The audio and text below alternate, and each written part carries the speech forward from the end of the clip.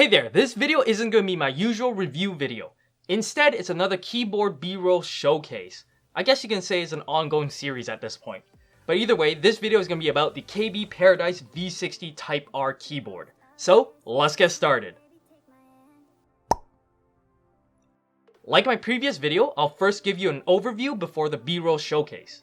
The exact keyboard model I have here is the KBParadise V60 Type R Polestar with Cherry MX Brown switches. Other switches and other brands of switches are available. Next, let's break down what the model name means. The V60 means that it's a 60% keyboard, the Type R means that pretty much all the keys are fully programmable, and Polestar means that it has LED backlight and RGB underglow. And of course, because of the underglow, it has a clear plastic case to let the RGB LED shine through.